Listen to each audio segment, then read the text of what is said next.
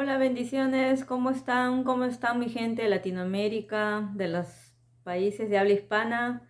Dios les bendiga, les enviamos saludos desde acá, desde Europa, para todos ustedes y estamos, bueno, más que felices y agradecidos de haber tenido un largo viaje, pero expectantes de las cosas que Dios está haciendo y va a hacer a fin de año. En el nombre de Jesús sé que vamos a tener en diciembre un mes de celebración muy satisfactorio. Amén.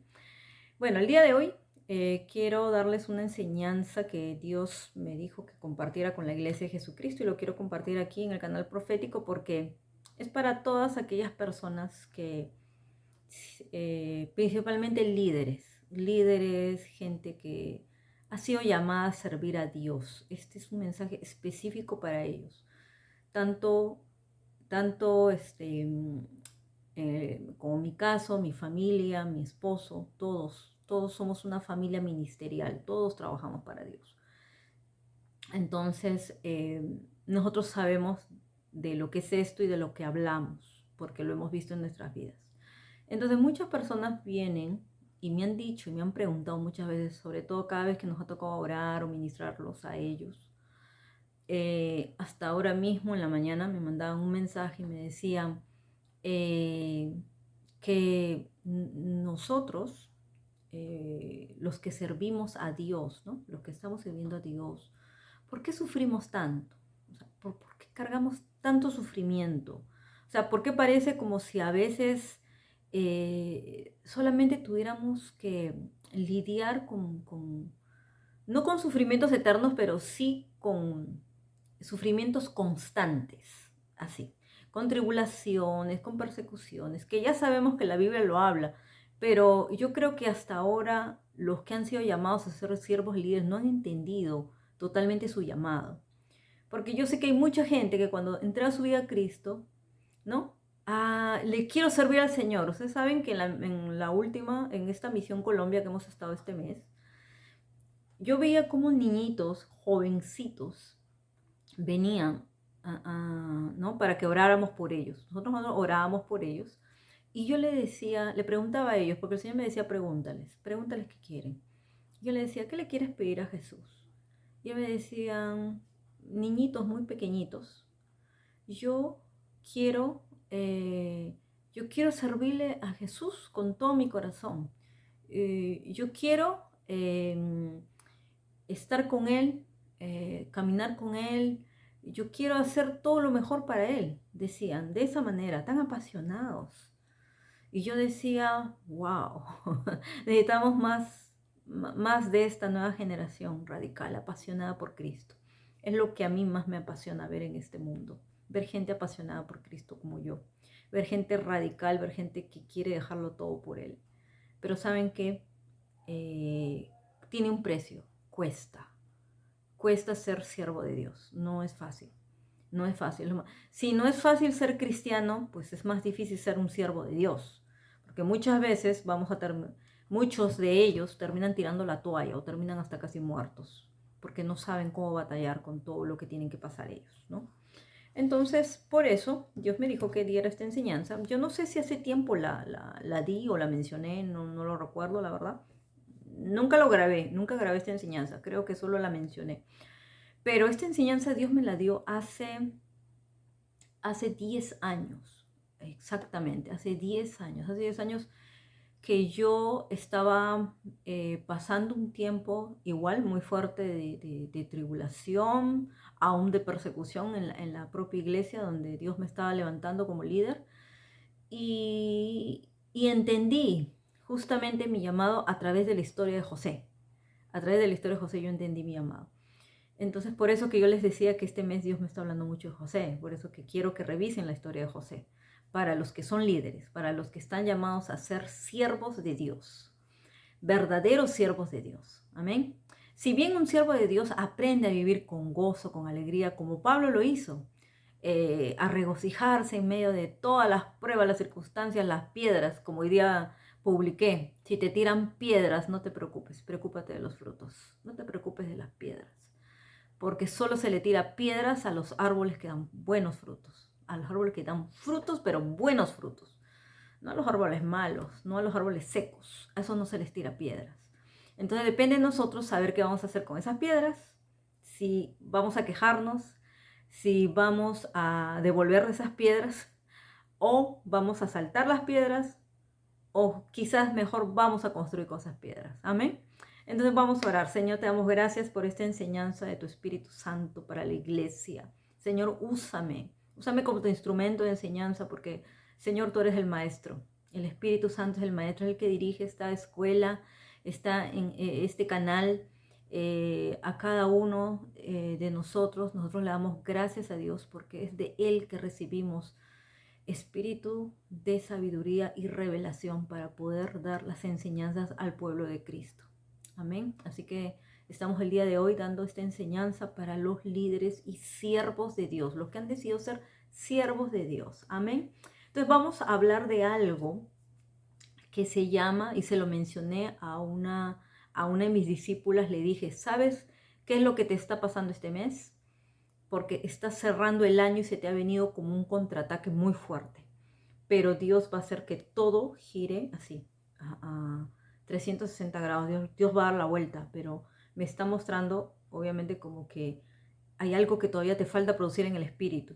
Y es algo que Dios me dijo que este año yo ya lo había producido, por eso yo ya estaba cruzando.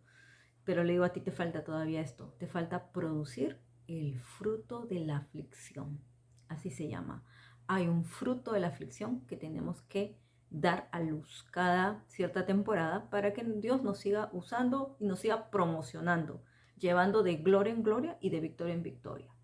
Si vamos a Isaías 53:11, ¿dónde está esto? ¿De dónde se habla esto? Porque mucha gente me dice, ay, pero ¿en qué parte de la Biblia dice esto? Bueno, vamos a la Biblia y veamos. Dice Isaías 53:11. Isaías 53 habla del siervo sufrido, del Mesías. Bueno, ¿cuántos saben que servir a Dios es tener las marcas de Cristo?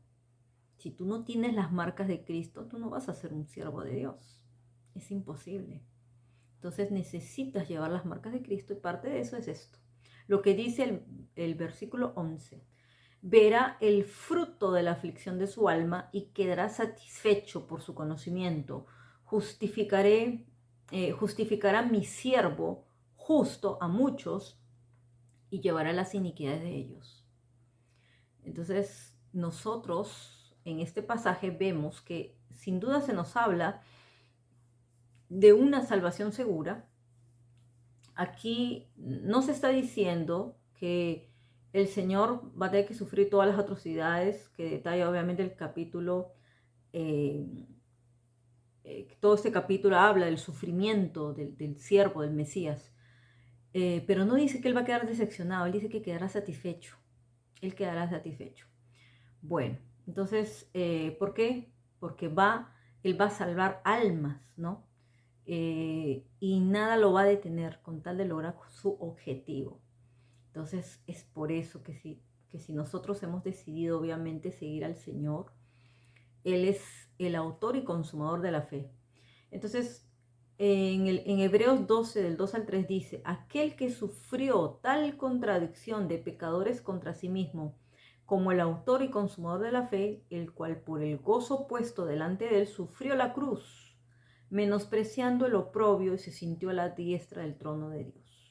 Entonces su satisfacción fue segura, porque él aseguró la salvación de todos aquellos por quienes él padeció.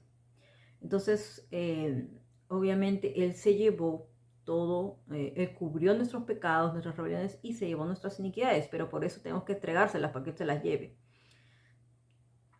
Entonces dice que él quedó satisfecho,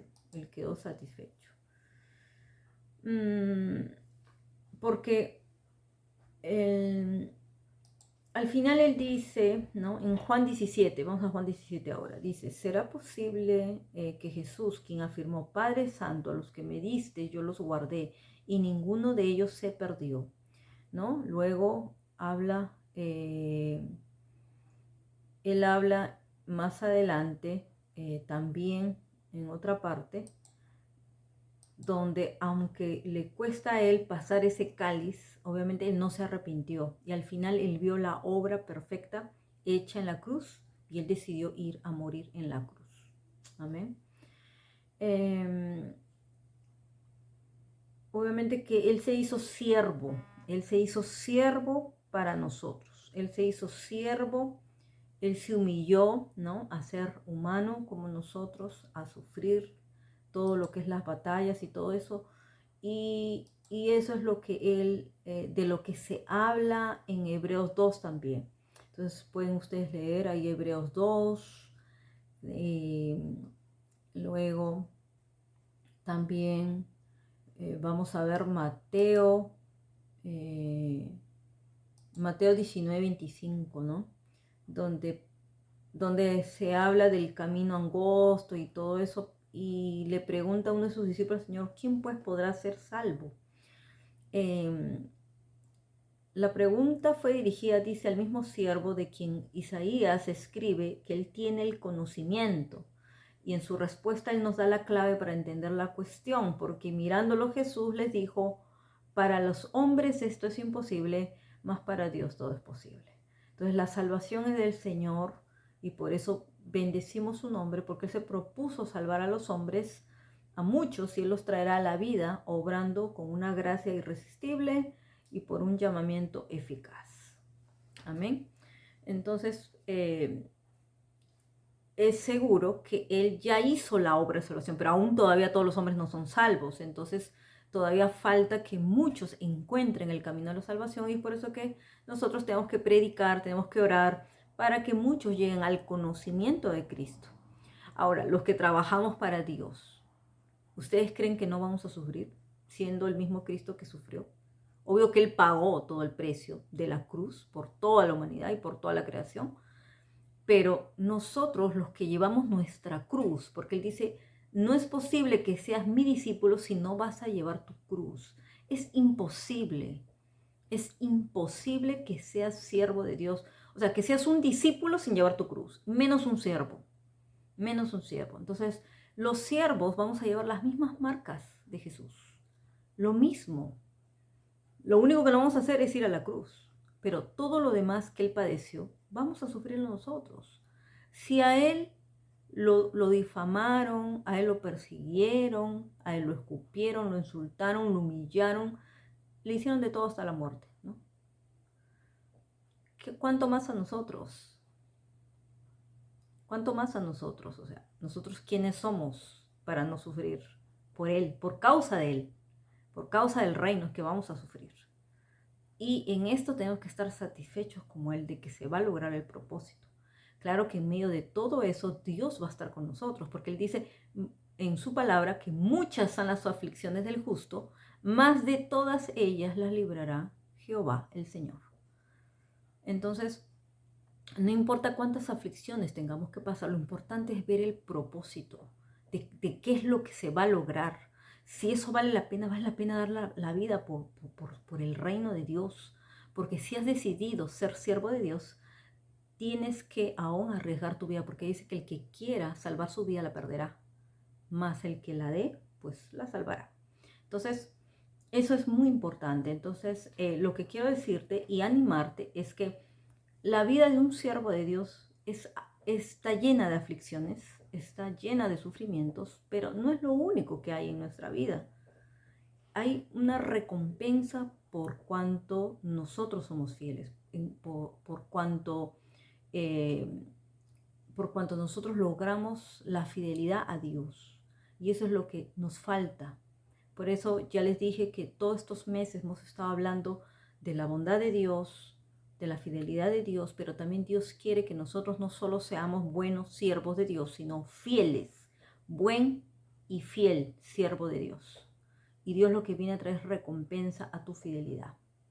A que ya no te quejes de que por qué estás pasando. No, pregúntale a Dios, Señor, ¿por qué estoy pasando esto? O sea, ¿cuál es el propósito para yo lograrlo? Y saben que hubo un hombre, y ese está en Génesis 41. Vamos a leer Génesis 41, 50 al 54, y dice, y nacieron a José 2 hijos antes de que viniese el primer año del hambre. Acuérdense que luego todo lo que llegó a pasar José, por eso yo les dije, lean la vida de José, después de todo lo que le pasó, lo que sufrió, sobre todo en Egipto, en Egipto, donde era su tierra prometida, donde Dios lo iba a poner en un grado de autoridad máximo sobre toda esa nación. Él pagó un precio porque él fue afligido, fue humillado, fue difamado en ese lugar. Y obviamente desde su hogar, desde su familia, ¿no? Todo lo que pasó. Mas él nunca se quejó, ni él nunca preguntó, ay, ni por qué, ni le cuestionó a Dios. Pero si tú me has prometido, porque Dios nos va a mostrar siempre la visión final, la visión gloriosa. Pero eso cuesta, eso tiene un precio. El reino de Dios sufre violencia y solo los violentos lo arrebatan. No lo arrebata nadie más. Después nos tenemos que convertir en guerreros para ser buenos luchadores de la fe. Entonces, esto fue lo que este hombre hizo. Este hombre no se quejó, este hombre siguió, o sea, decía, ¿qué sigue? O sea, ya pasé una prueba, ¿qué sigue? ¿Cuál es lo próximo? Y seguía y seguía y Dios lo llevaba de gloria en gloria y de victoria en victoria. Eso fue lo que pasó con José. Entonces, ya a José, obviamente, ya se había casado y había llegado al grado de ser primer ministro de Egipto, ¿no? Le dieron un lugar de eminencia y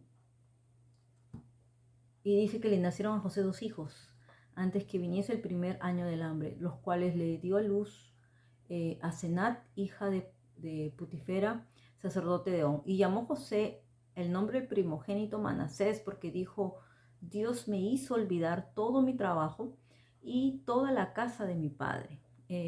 Como que ese hijo le trajo consuelo, le trajo un consuelo de poder olvidar su pasado, todo lo que le hicieron sus hermanos, ustedes saben, eso fue. Y llamó el nombre del segundo Efraín, porque dijo, Dios me hizo fructificar en la tierra de mi aflicción. Así se cumplieron los 7 años de abundancia que hubo en la tierra de Egipto y comenzaron a venir los 7 años del hambre, como José había dicho, y hubo hambre en todos los países, mas en toda la tierra de Egipto había pan. ¿Por causa de quién? Por causa de José.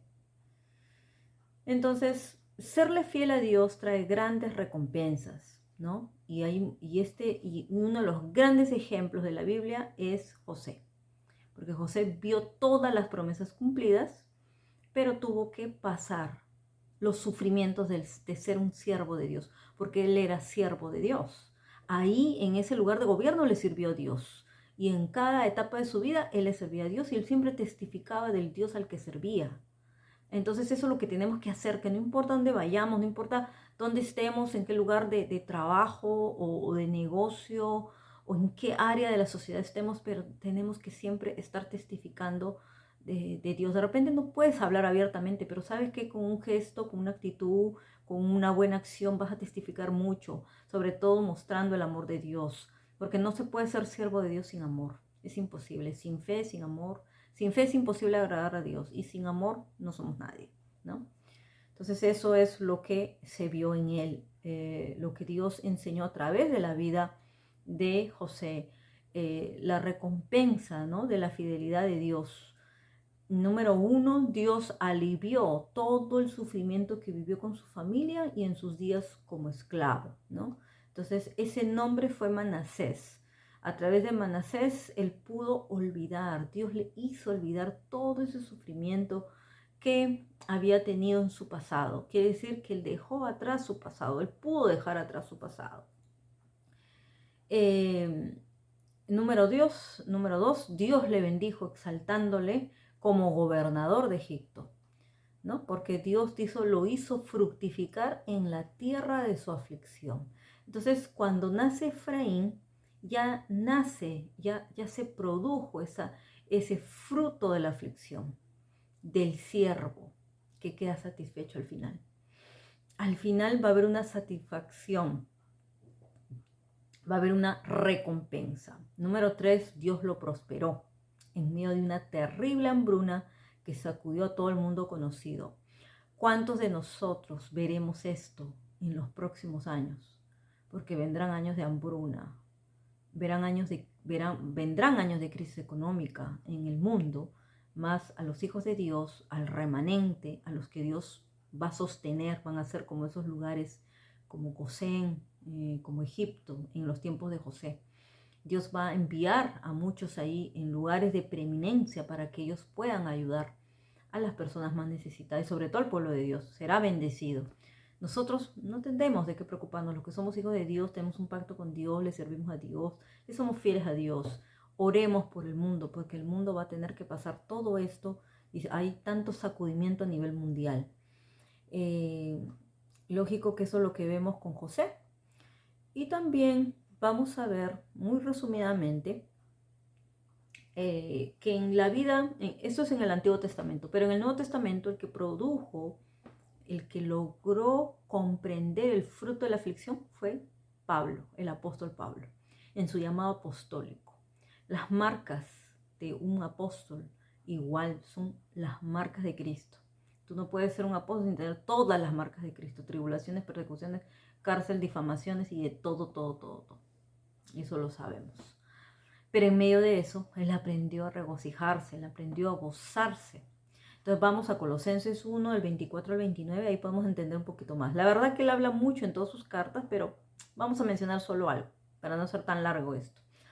Dice, ahora me alegro de mis sufrimientos por vosotros. ¿Por quién sufría? Por la iglesia, por el pueblo de Dios. Así sufrimos nosotros, nosotros no sufrimos por nosotros mismos, nosotros somos muy felices. De verdad, tenemos una vida esplendorosa, bendecida. Hay obviamente problemas como en todas las familias, pero nada crítico, o sea, nada que tengamos que lamentarnos o sufrir. No, ¿saben qué? Nuestros sufrimientos es por el pueblo de Dios. Nuestros sufrimientos es por nuestros hijos espirituales. Esos son nuestros sufrimientos, de verdad. De ahí no tenemos más sufrimientos. Gracias a Dios estamos sanos, estamos vivos, tenemos techo, abrigo, comida, tenemos todo lo que Dios nos ha bendecido, ¿no? Así como José. En la tierra mi aflicción, Dios me está bendiciendo. Pero lo que dice Pablo es verdad, o sea, vamos a llegar a un punto de estar satisfechos, así como Jesús, de llegar a un grado de satisfacción tan grande que yo me gozo, me alegro, me regocijo en medio de los sufrimientos de las pruebas. Ya aprendí a descansar en Dios, a gozarme en Dios y a tener paz. Entonces él dice eso, ahora me alegro de mis sufrimientos por vosotros y en mi carne, completando lo que falta de las aflicciones de Cristo. Él lo dice, de las aflicciones de Cristo. Entonces sí vamos a sufrir todas las aflicciones de Cristo. Lo único que no vamos a ir es a la cruz porque Él ya hizo un sacrificio perfecto. La cruz que tenemos que llevar es el sufrimiento por la iglesia, el sufrimiento por los hijos espirituales, aún tener que volver a dar a luz por ellos. Dice, hago parte por su cuerpo, que es la iglesia, de la cual fui hecho ministro conforme a la administración de Dios, me fue dada para beneficio vuestro, a fin de llevar a cabo la predicación de la palabra de Dios, es decir, el misterio que ha estado oculto de los siglos y generaciones pasadas, pero que ahora ha sido manifestado a sus santos, a quienes Dios quiso dar a conocer cuáles son las riquezas de la gloria de este misterio entre los gentiles, que es Cristo en vosotros, la esperanza de la gloria. A él nosotros proclamamos amonestando a todos los hombres, enseñando a todos los hombres con toda sabiduría, a fin de poder presentar a todo hombre perfecto en Cristo. Y con este fin también trabajo, esforzándome según su poder que obra poderosamente en mí. Dice, enfoquémonos, ¿no? En el versículo 24, dice, completando lo que falta de las aflicciones de Cristo. Entonces, ¿cómo es que algo pudiera faltar en las aflicciones de Cristo? ¿No? Si no fue suficiente todo el sufrimiento de Jesús en la cruz. Entonces, ¿qué quiere decir en el versículo 24 y cómo se aplica a nosotros esto? Esa es la parte que queremos completar. Entonces, para ver apropiadamente el versículo 24 tenemos que analizar los versículos restantes, comenzando por el versículo 29, ¿no? Donde vamos a regresar y ver lo que dice Pablo. Pablo dice que hay un propósito para el cual trabaja. Y el esfuerzo, la agonía de ese trabajo, dice, no es solo su propia energía, es el poder de Cristo obrando poderosamente en él. Es el poder de Cristo obrando poderosamente en mi vida, en tu vida y en todo siervo de Dios. Eso es lo que tenemos que lograr. El versículo 28 describe el propósito para el que Pablo trabaja, a saber, dice, es presentar perfecto en Cristo a cada persona que yo alcance. Quiere decir el hacer discípulos, seguidores de Cristo. No seguidores de Marián ni seguidores de otro pastor o predicador, no, seguidores de Cristo. Hacia Él tenemos que llevarlos. No que si nos siguen a nosotros es porque están siguiendo a Cristo, porque yo no te voy a mostrar otro ejemplo más. Eso es lo único que tienes que ver. Entonces vamos a ver la última parte que dice, ¿qué significa completando lo que falta? Lo que él dice, ¿no? ¿Qué significa entonces cuando Pablo sufre por la iglesia extendiendo la esperanza de gloria a más y más personas y enseñándoles acerca del misterio de Cristo y sufriendo al hacerlo?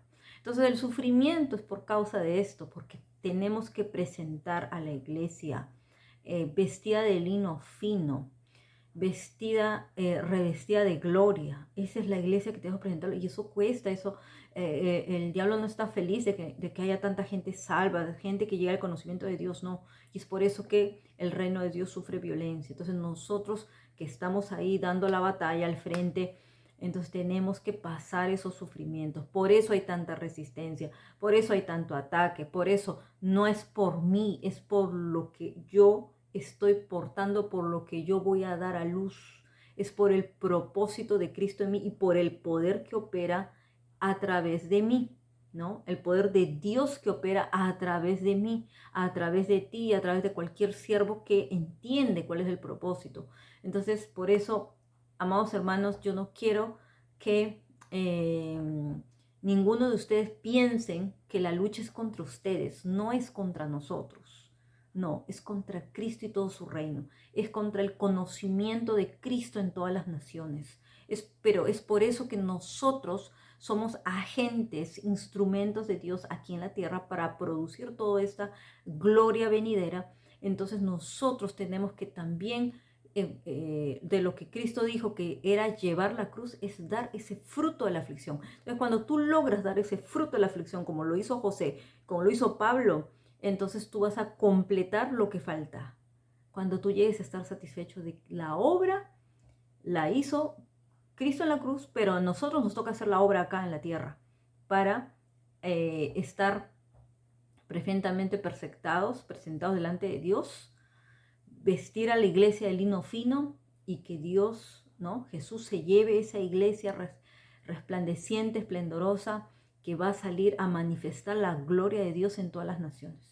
Entonces nosotros somos parte de eso, somos unas piezas importantes, somos agentes de cambio, piezas importantes, pero que si hemos sido llamados a ser siervos de Dios, tenemos que pasar aflicciones. Lo dice la palabra, no vas a evadirlas. Entonces, si tú no quieres obedecer, entonces no puedes ser siervo de Dios. Y es parte de lo que vas a tener que sufrir, vas a tener que pasarlo, pero de todas ellas te va a librar el Señor y va a mandar gente para que te pueda ayudar, que te pueda levantar, ¿no? Entonces, para terminar, vamos a ver, dice, lo que falta es que el valor infinito de las aflicciones de Cristo no es conocido en el mundo, entonces son todavía un misterio para la mayoría de los pueblos, y la intención de Dios es que el misterio sea revelado, extendido a todos los gentiles. Así que las aflicciones faltan en el sentido de que no son vistas y conocidas entre las naciones. Deben ser llevadas por ministros de la palabra y esos ministros de la palabra completan lo que falta en las aflicciones de Cristo al extenderlas a otros. Entonces, de eso se trata, en eso se trata completar lo que falta. ¿Qué falta? Que muchos lleguen a los pies de Cristo, que muchos lleguen al conocimiento de Cristo, que muchos vean la gloria de Dios. Es por eso que la tierra está gimiendo, ¿no? Esperando la manifestación gloriosa de los hijos de Dios. Entonces, eso es lo que falta completar y eso nos toca a nosotros y los siervos de Dios tenemos que cumplir esa función, esa labor, esa misión. Pero hay recompensa para los que son fieles, porque todos ellos vieron esa recompensa. Y Pablo logró igual gozarse, logró una alegría en este llamamiento. Por eso él dijo, me alegro de mis sufrimientos por vosotros. A ese nivel tenemos que llegar, no amargarnos. ¿Saben por qué? Porque si nosotros nos amargamos, nos estancamos. Y saben que hay muchos que están esperando. Hay muchos que están esperando por una palabra tuya, por una oración tuya. No es que tú los vas a salvar, no es que tú los vas a sanar. Es que el poder de Dios necesita operar en nosotros para alcanzar a otros. Porque ¿quién les predicará? ¿Quién les va a predicar? El Espíritu Santo está acá para hacer la obra en la tierra. Pero ¿quién hablará? ¿Quién irá? ¿Quién irá a ellos? ¿No?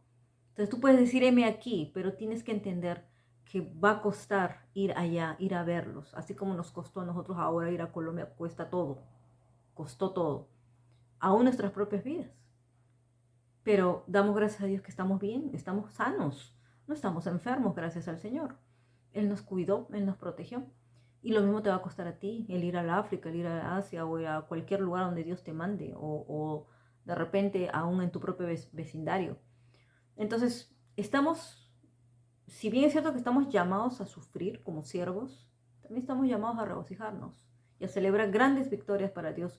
¿Por qué? Porque es para completar el propósito de las aflicciones de Cristo. Entonces, esto es lo que yo les quería compartir sobre el fruto de la aflicción, porque es un fruto que va a dar gozo, que va a dar alegría y que te va a dejar satisfecho de que cumpliste la misión, de que fuiste un buen y siervo fiel de Dios. Y Dios está viniendo por haber siervos fieles constantes que estén gozándose, que no importa lo que tengan que pasar, pero que están pagando el precio, de verdad. Entonces yo quiero cerrar con esta enseñanza de fin de año, esta última enseñanza, porque ya el otro mes solamente nos toca dar la palabra de fin de año. Con esta enseñanza quiero completar lo que faltaba de lo anterior, que hablamos de la mayordomía, de la fidelidad, de que lo que estamos haciendo con nuestros dones, nuestros talentos, pues parte de eso es que si tú eres siervo de Dios vas a tener que pasar por muchas aflicciones. Yo lo sé, llevo 16 años, cada año las aflicciones quizás sean más fuertes, más grandes, pero saben que cada año me gozo más, cada año yo celebro más, celebro mayores victorias y veo una gloria mayor. Entonces estoy aprendiendo como Pablo, estoy aprendiendo